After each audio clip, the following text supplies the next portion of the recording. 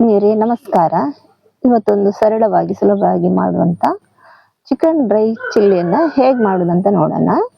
ಅದಕ್ಕೆ ಬೇಕಾದಂಥ ಸಾಮಗ್ರಿಗಳು: ಅರ್ಧ ಕೆಜಿಯಷ್ಟು ಚಿಕನ್ ತಗೊಂಡಿದ್ದೇನೆ. ಇದನ್ನು ನಾನೀಗ ತೊಳೆದಿಟ್ಕೊಂಡಿದ್ದೇನೆ. ಅದಕ್ಕೆ ಜಾಸ್ತಿ ಸಾಮಗ್ರಿಗಳು ಬೇಕಾಗುವುದಿಲ್ಲ. ಅದೇನೇನಂತ ನಾನೀಗ ತೋರಿಸ್ಕೊಡ್ತೇನೆ ನಿಮಗೆ. ನೋಡಿ ಸ್ನೇಹಿತರೆ, ಇದು 3 ಟೀ ಸ್ಪೂನಷ್ಟು ಅಚ್ಚ ಖಾರದ ಪುಡಿಯನ್ನು ತಗೊಂಡಿದ್ದೇನೆ.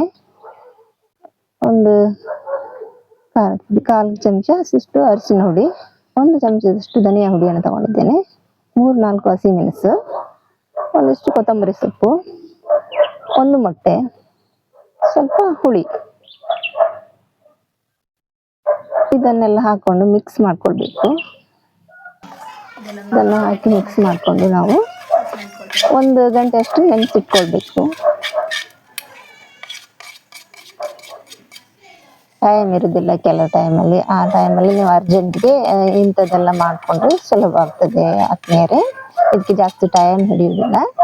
ಅತಿ ಸುಲಭವಾಗಿ ಮತ್ತು ಸರಳವಾಗಿ ಮಾಡ್ಕೋಬೋದಂತ ಒಂದು ರೆಸಿಪಿ.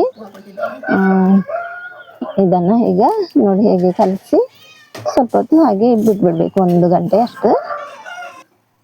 ಇದನ್ನೆಲ್ಲ ಹುಳಿ ಹಾಕೊಳ್ಳುವ, ಒಂದು ಮೊಟ್ಟೆ ಹಾಕೊಳ್ಳುವ. ಇವಾಗ ಇದನ್ನೆಲ್ಲ ಚೆಂದ ಮಾಡಿ ಮಿಕ್ಸ್ ಮಾಡಿಕೊಳ್ಳುವ.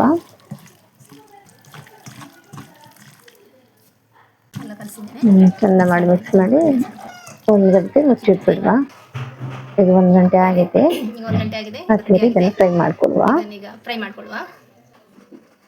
ಒಂದು ಬಾಣಲೆಯಲ್ಲಿ 1-2 ಸ್ಪೂನ್ ಅಷ್ಟು ಎಣ್ಣೆ ಹಾಕೊಳ್ತಾ ಇದ್ದೇನೆ. ಈಗ ಚಿಕನ್ ಎಲ್ಲ ಹಾಕೊಂಡು ಚೆಂದ ಮಾಡಿ ಡ್ರೈ ರೋಸ್ಟ್ ಮಾಡಿಕೊಳ್ಳುವ. ನೋಡಿ ಆದ್ಮೇಲೆ ಈಗ ರೋಸ್ಟ್ ಆಗಿದೆ. ಇದನ್ನು ಒಂದು ಪ್ಲೇಟಿಗೆ ತಗೊಳ್ಳುವ. ಪ್ಲೇಟಿಗೆ ತಗೊಳ್ತಾ ಇದ್ದೇನೆ.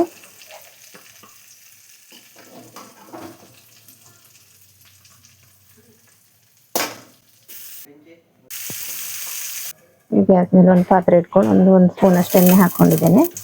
ಅದಕ್ಕೆ 3-4 ಹಸಿಮೆಣಸು ಹಾಕೊಂಡು ಸ್ವಲ್ಪ ಫ್ರೈ ಮಾಡ್ಕೊಳ್ವಾ. ಇದ್ರೆ ಫ್ರೈ ಆಗಿದೆ. ಇದಕ್ಕೆ ನಾವು ಈಗ ಪ್ಲೇಟಲ್ಲಿ ಇಟ್ಕೊಂಡಿರುವಂಥ ಚಿಕನನ್ನು ಹಾಕೊಳ್ಳುವ. ನಾನು ಹಾಕೊಳ್ತಾ ಇದ್ದೇನೆ. ಇವಾಗ ಇದಕ್ಕೆ ಒಂಚೂರು ನಾನು ಅವಾಗ ಹೇಳಲಿಕ್ಕೆ ಮರ್ತೋಯ್ತು ಆದ್ಮೇಲೆ 1 ಸ್ಪೂನಷ್ಟು ಸೋಯಾ ಸಾಸನ್ನು ಮತ್ತು 1 ಸ್ಪೂನಷ್ಟು ಟೊಮೆಟೊ ಸಾಸನ್ನು ಹಾಕೊಳ್ತಾ ಇದ್ದೇನೆ ನಾನು.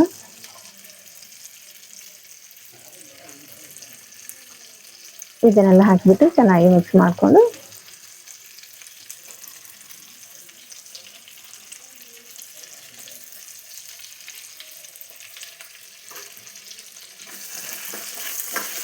ಚೆಂದ ಮಾಡಿ ಮಿಕ್ಸ್ ಮಾಡಿ ಇದಕ್ಕೆ ಸ್ವಲ್ಪ ಕೊತ್ತಂಬರಿ ಸೊಪ್ಪನ್ನು ಹಾಕುವ. ಇದೀಗ ಚಿಕನ್ ಡ್ರೈ ರೋಸ್ಟ್ ಚಿಲ್ಲಿ ರೆಡಿಯಾಗಿದೆ.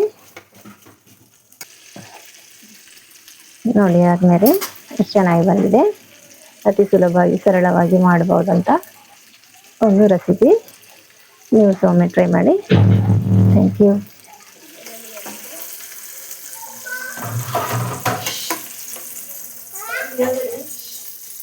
ನೋಡ್ತಾ ಇದ್ರಲ್ಲ ಎಷ್ಟು ಚೆನ್ನಾಗಿ ಬಂದಿದೆ ಅಂತ. ಅತಿ ಸುಲಭವಾಗಿ ಸರಳವಾಗಿ ಮಾಡಬಹುದಂತ ಚಿಕನ್ ಚಿಲ್ಲಿ ಡ್ರೈ ರೋಸ್ಟ್. ನೀವು ಸಹ ಟ್ರೈ ಮಾಡಿ. Thank you.